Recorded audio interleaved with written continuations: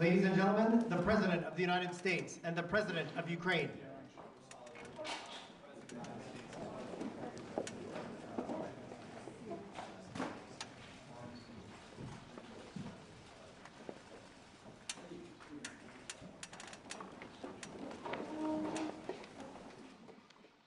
President Zelensky, I'm honored to welcome you back to the White House. We spent an awful lot of time on the telephone as well as on video, but it's good to see you in person again. And we've been in close and frequent communication throughout this conflict from the very beginning, but particularly, it's particularly meaningful to talk with one another in person, look each other in the eye, because leadership through this terrible crisis has inspired the Ukrainian people, as you have done, Mr. President, and the American people and the entire world. This visit to Washington, your first trip outside Ukraine since February, comes as President Putin is escalating his attacks, his brutal attacks, targeting critical infrastructure to make life as hard as possible for not only innocent Ukrainians, but children and young children, and everything from orphanages to schools. It's just outrageous what he's doing.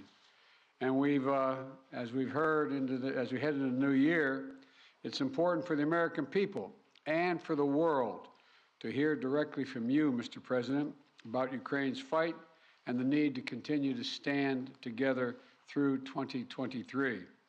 This visit also falls on the 300-day mark of Russia's brutal invasion of Ukraine. 300 days since Putin launched an unprovoked, unjustified, all-out assault on the free people of Ukraine. 300 days of Ukrainian people showing Russia and the world their steel backbone, their love of country, and their unbreakable determination, and I emphasize unbreakable determination, to choose their own path. To Ukrainian people, I say to them all, you have demonstrated, you have shown your strong stand against aggression in the face of the imperial appetites of autocrats who wrongfully believed they might be able to make might right, and they're not able to do it. Thus far, they've stood alone, you know, and but you haven't stood alone. You have had significant help. We've never stand alone. You will never stand alone. When Ukraine's freedom was threatened, the American people, like generations of Americans before us, did not hesitate. The support from all across this country, Americans of every walk of life, Democrats and Republicans alike, had the resources and to rebound and resounding united way to provide unequivocal and unbending support for Ukraine. Because we understand in our bones that Ukraine's fight is part of something much bigger. The American people know that if we stand by in the face of such blatant attacks on liberty and democracy and the core principles of sovereignty and territorial integrity, the world would surely face worse consequences. And as I said, when Putin rolled his tanks into Ukraine in February, American people are prepared to have us stand up to bullies, stand up for freedom. That's who we are as Americans, and that's exactly what we've done. Even before the invasion began and Putin threatened Ukraine by building up his forces, we helped make sure Ukraine would be prepared to defend itself, even before they crossed into Ukraine. We provided a steady stream of defensive weapons, including air defense systems and artillery, ammunition, and so much more. And we've not done it alone. From the very beginning, the United States rallied allies and partners from around the world to stand strong with Ukraine and impose unprecedented, and I emphasize unprecedented, sanctions and export controls on Russia, making it harder for the Kremlin to wage this brutal war. More than 50 nations have committed nearly 2,000 tanks and other armored vehicles, more than 800 artillery systems, more than 2 million rounds of artillery ammunition, and more than 50 advanced multiple rocket launching systems, anti-ship and air defense systems, all to strengthen Ukraine. Together, we provided billions of dollars in direct budgetary support to make sure the Ukrainian government can keep providing basic fundamental services of the Iranian people, like health care, education, and emergency personnel. This includes another $2 billion that in direct budget support from the American people that the World Bank distributed earlier this week. We provided humanitarian assistance to help the millions of Ukrainians who have been forced to flee their homes because of Putin's inhumane, brutal war. Communities across Europe have opened their hearts and their homes to help Ukrainians in need. The United States has been proud to welcome more than 221,000 Ukrainians seeking refuge since March of 2022, including as part of Uniting for Ukraine, as part of our Uniting for Ukraine program. And today, USAID is committing more than $374 million in urgently needed humanitarian assistance for Ukraine. This will help provide food and cash assistance for more than 1.5 million Ukrainian people, as well as access to health care, safe drinking water, and help stay warm in the winter for more than 2.5 million Ukrainians. The United States and our allies and partners around the world have delivered a broad range of assistance at historic speed and has been critical to bolstering Ukraine's success thus far. Ukraine has won the Battle of Kyiv, has won the Battle of Kherson, has won the Battle of Kharkiv. Ukraine has defied Russia's expectations at every single turn. And President Zelensky, you have made it clear that he is open to pursuing, well, let me put it this way. He's not open, but you're open to pursuing peace. You're open to pursuing a just peace. We also know that Putin has no intention of stopping this cruel war. And the United States is committed to ensuring that the brave Ukrainian people can continue to defend their country against Russian aggressions as long as it takes. And I want to thank the members of Congress for their broad bipartisan support to Ukraine. And I look forward to signing the omnibus bill soon, which includes $45 billion in additional funding for Ukraine. I'll also sign into law the National Defense Authorization Act, which includes authorities to make it easier for the Department of Defense to procure critical munitions and defense materials for Ukraine and other key materials to strengthen our national security. Today, I'm announcing the next tranche of our security assistance to Ukraine. $1.85 billion package of security assistance that includes both direct transfers of equipment that Ukraine needs, as well as contracts to supply ammunition Ukraine will need in the months ahead for its artillery, its tanks, and its rocket launchers.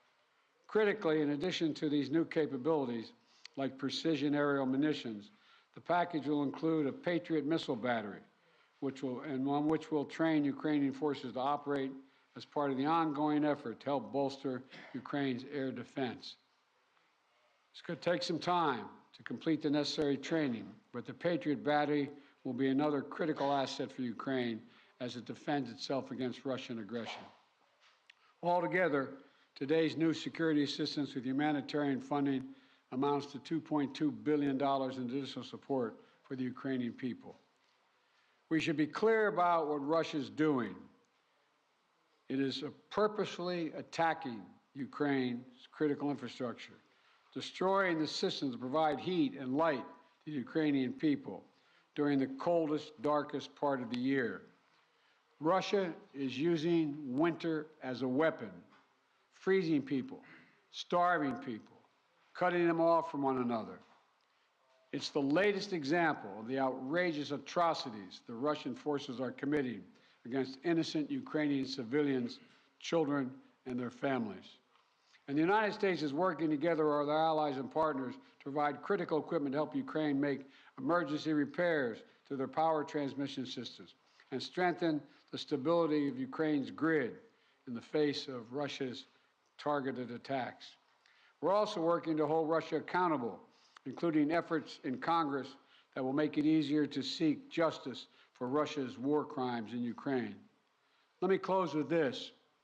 Tonight is the fourth night of Hanukkah, a time when Jewish people around the world, President Zelensky and many of the families among them, honored the timeless miracle, the small band of warriors fighting for their values and their freedom against a much larger foe, and how they endured and how they overcame. How the flame of faith, with only enough oil for one day, burned brightly for 8 days. A story of survival and resilience that reminds us that the coldest days of the year, that light will always prevail over darkness, and hope drives away despair. And that the human spirit is unconquerable as long as there are good people willing to do what is right. This year has brought so much needless suffering and loss to the Ukrainian people. But I want you to know, President Zelensky, I want you to know that all the people of Ukraine to know as well. The American people have been with you every step of the way, and we will stay with you. We will stay with you for as long as it takes. What you're doing, what you've achieved, it matters not just to Ukraine, but to the entire world. And together, I have no doubt we'll keep the flame of liberty burning bright, and the light will remain and prevail over the darkness. Thank you for being here, Mr. President. We're going to stand with you.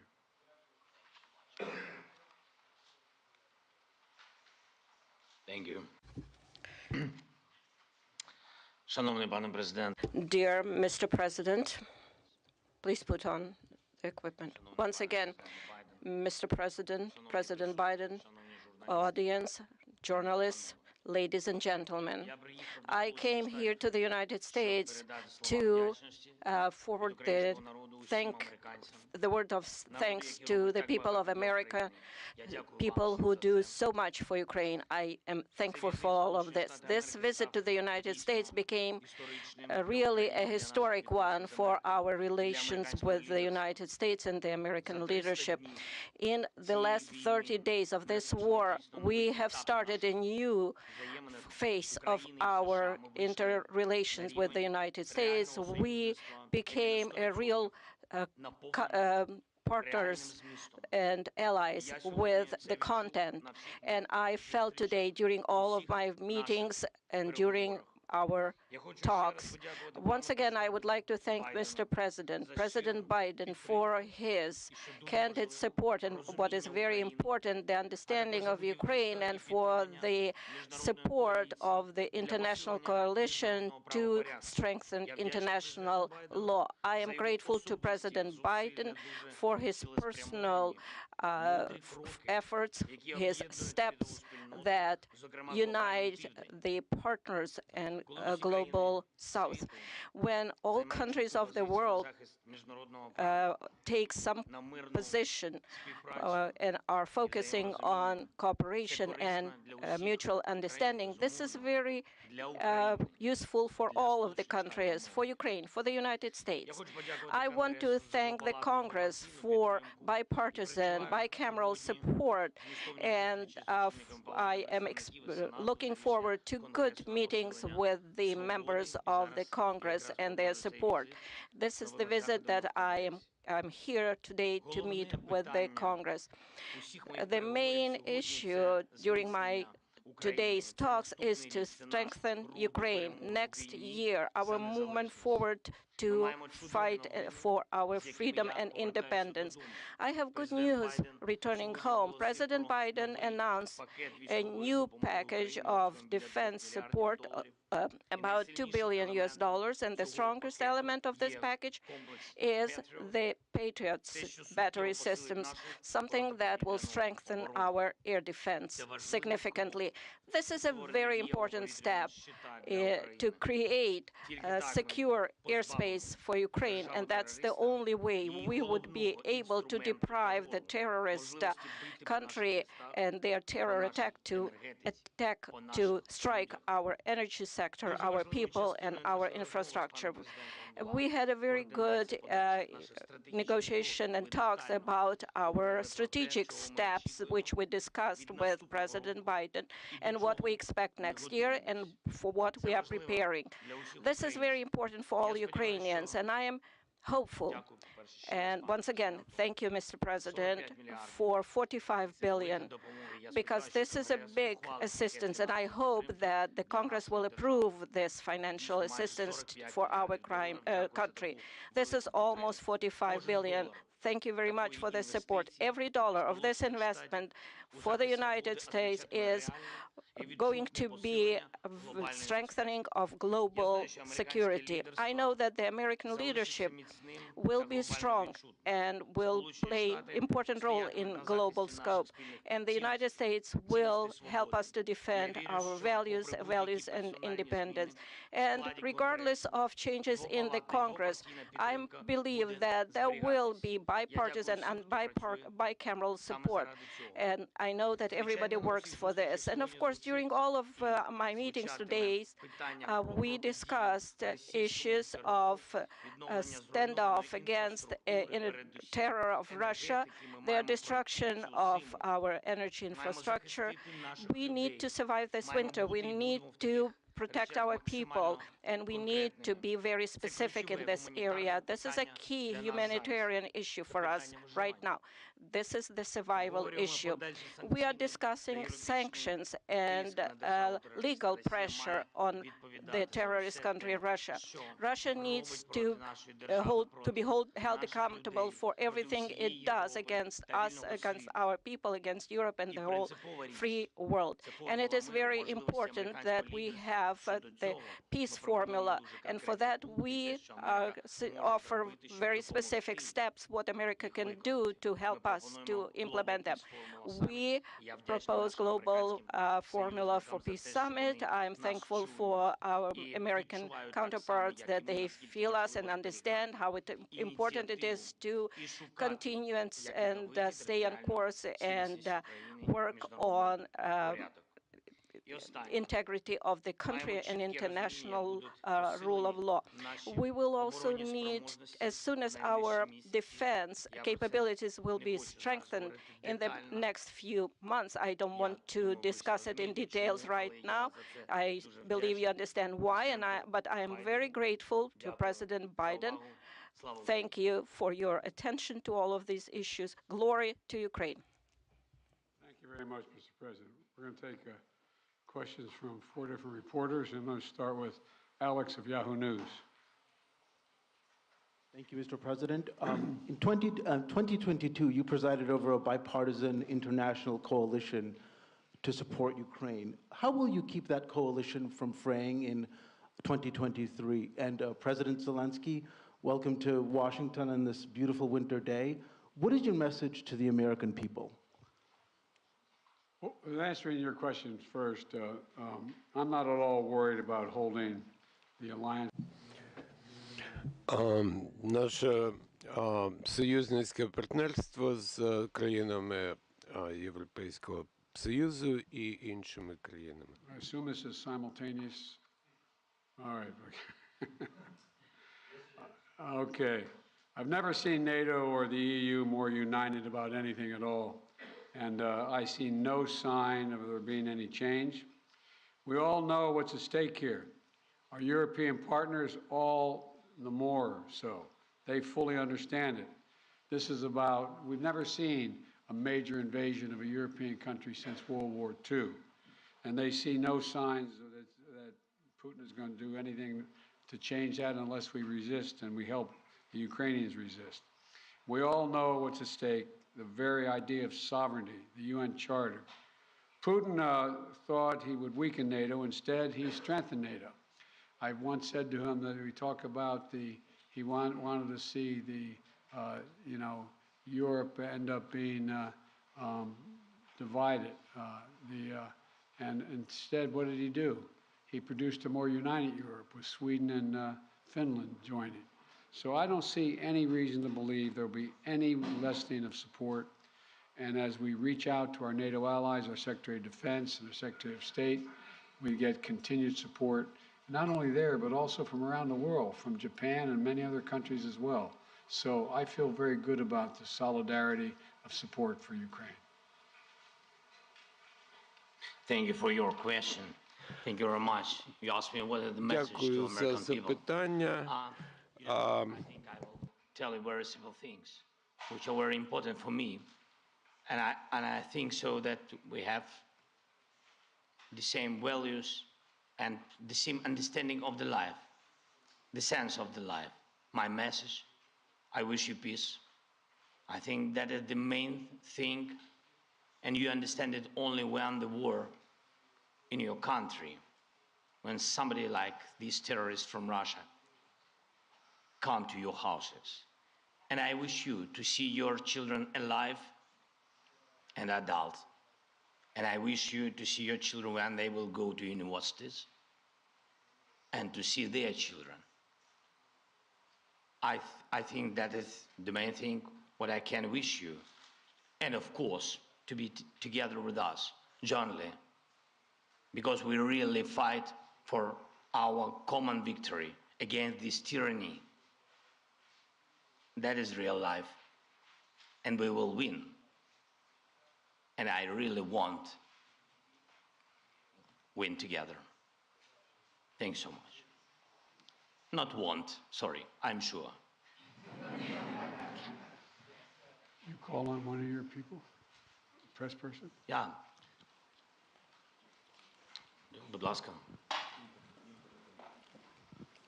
Інтер. Yeah, thank you. Dmitry Anopchenko, Ukrainian television.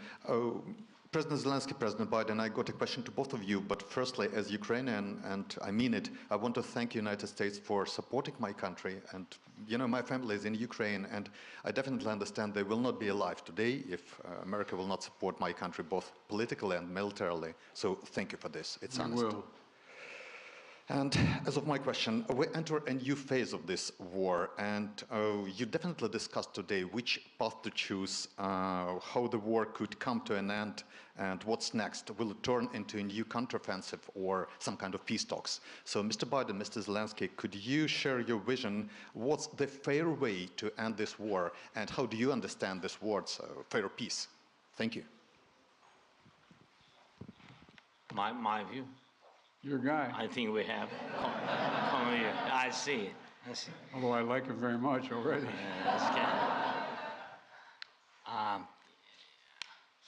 Ви розпочали це запитання. You have started this question. I'm sorry. Sometimes I switch on my native language. Ви почали з того, що ви You have сказали, що started by stating that your family is in Kiev and without the assistance of the United States. This is absolutely true. The U.S. leadership in this assistance is strong, and again, yeah, I would like to remind you that U.S. family will be in danger without the armed forces of Ukraine, which is very important. That concerns your questions per se. What would you like to hear? Just peace? I don't know. I don't know what just peace is. It's a very philosophical description. If there is a just war, I don't know. You know, for all of us, peace, just peace is different. For me, as a president, just peace is no compromises as to the sovereignty, freedom, and territorial integrity of my country, the payback for all the damages inflicted by Russian aggression. I'm sorry I'm I'm talking about children a lot today, but as a father, I would like to emphasize, you know, how many parents lost their sons and daughters on the front lines. So what is just peace for them? Money is nothing, and no compensations or reparations are of no consequence. They live by revenge. Отже, I think this is a tremendous tragedy, and the longer the war lasts, the longer this aggression lasts, there will be more parents who live for the sake of vengeance or revenge. And I know a lot of people like that. So there can't be any just peace in the war that was imposed on us by these, I don't know how to describe that because we are in the White House and I can't find the proper language. So these inhumans, I would say. Let me respond. I think we share the exact same vision, and that a free, independent, prosperous, and secure Ukraine is the vision. We both want this war to end. We both want it to end. And as I've said, it could end today if Putin had any dignity at all and did the right thing and just said, pulled out. But that's not going to happen. Not going to happen. It's not going to happen now. So what comes next? What we talked about today was we're going to continue to help Ukraine succeed on the battlefield.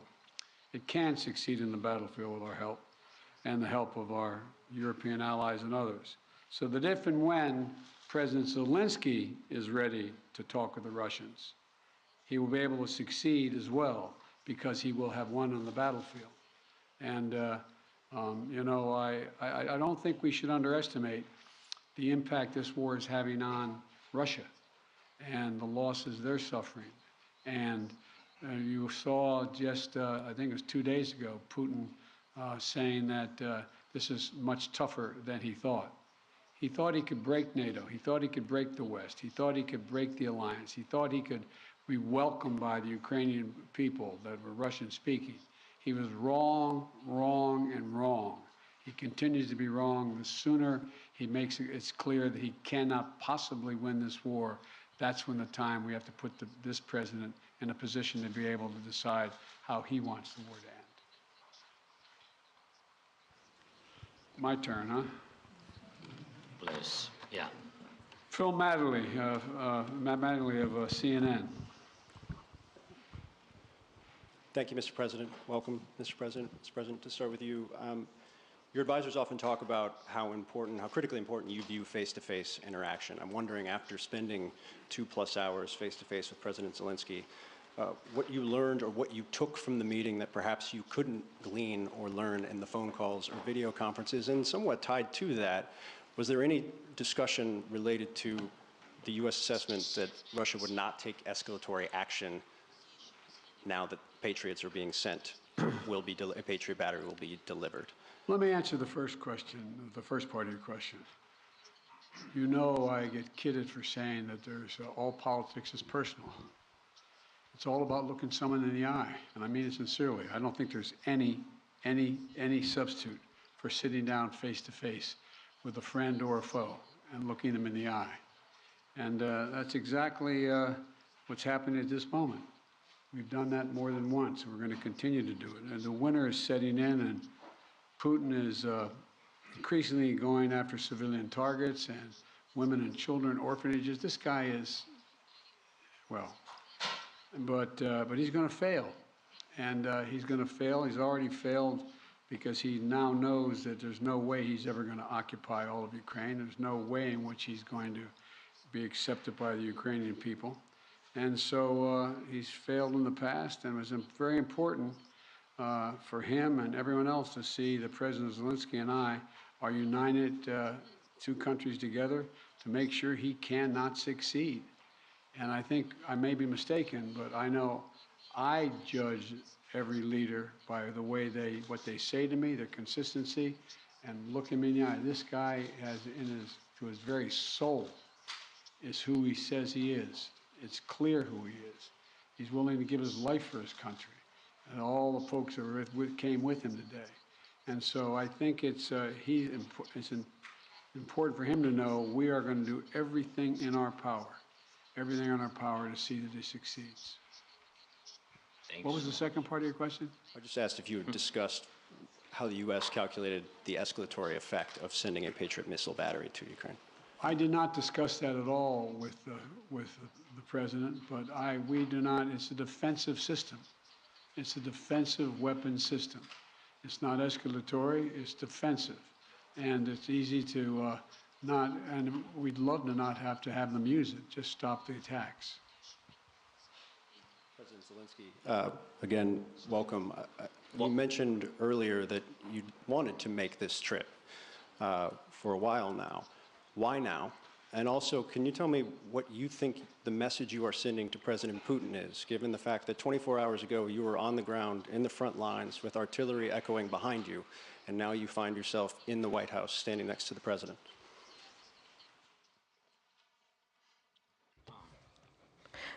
Thank you very much for your question. As to what is the message for Putin? I am standing here in the United States with President Biden on the same podium because I respect him as a person, as a president, as a human being for his position. And for me, this is a historic moment. I can send messages to President Biden. For example, if it's not serious, you said, what's going to happen after Patriots are installed? After that, we will send another signal to President Biden that we would like to get more Patriots. That is our life. We are in war. I'm sorry. I'm really sorry. That is my appreciation. As to President Putin, in 2019, we had a Normandy meeting. In 2019, I became the president of Ukraine, and at that time, we were sending maximum messages to President Putin, telling him that there shouldn't be a full-scale invasion, to stop aggression, to renew our territorial integrity, to find diplomatic solution. God forbid, we should not have a full-scale war. At that time, he said, it won't happen. He was lying. So what kind of message I can send him after he actually destroyed our life, is destroying our life? He can even go further, somewhere where the Soviet Union stayed before this, so he might want to invade those territories too. I believe that there is something mortal about his inadequate approach to the world. Why we need to send him a message? He needs to be interested in getting attention from the world, because he is not a subject of civilized people. He should be interested in trying to save something of his culture and history of his country. So that's his problem now. This will be the last question. Olga Koshelenko, 1+1 TV channel. When the full-scale invasion started, U.S. officials said that Ukraine cannot receive Patriots because, as you said, it might be unnecessary escalation. And now it is happening. Right now, today, it is happening. And now Ukraine desperately needs more capabilities, including long-range missiles, ATACMS. Maybe I sound naive, but can we make a long story short and give Ukraine all capabilities it needs and liberate all territories rather sooner than later? Thank you. Well, his answer is yes.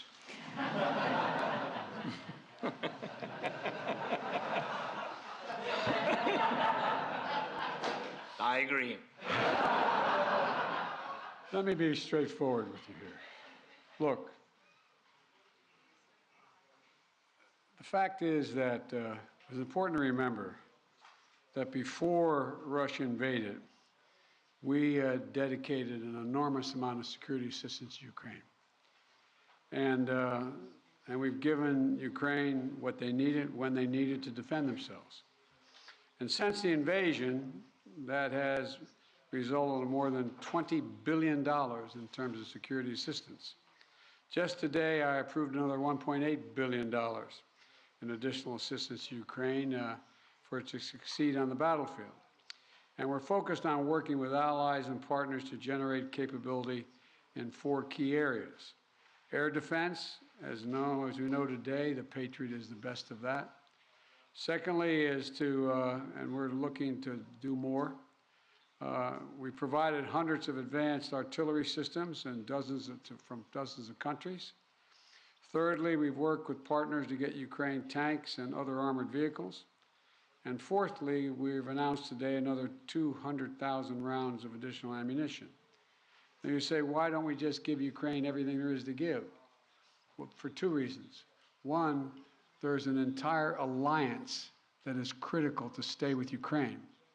And the idea that we would give Ukraine material that is fundamentally different than is already going there would have a prospect of breaking up NATO and breaking up the European Union and the rest of the world. We're going to give Ukraine what it needs to be able to defend itself, to be able to succeed and succeed in the battlefield. And the other piece of this is, you may recall, one of the reasons why I have spent, well, I won't tell you the calculation, but I've spent several hundred hours face-to-face with our European allies and the heads of state of those countries, and making the case as to why it was overwhelming in their interest that they continue to support Ukraine. They understand it fully, but they're not looking to go to war with Russia. They're not looking for a third world war, and I think they can all be avoided by making sure that Ukraine is able to succeed in the battlefield. So anyway, there's more to say, but I probably already said too much. Thank you. Well, thank you all very, very much. Appreciate your time and attention. And as I said, Mr. President, you don't have to worry. We are staying with Ukraine as long as Ukraine is there. Thank you all. Thank you so much. All the best. Ladies and gentlemen, please remain in your seats until the official delegations have departed. Thank you.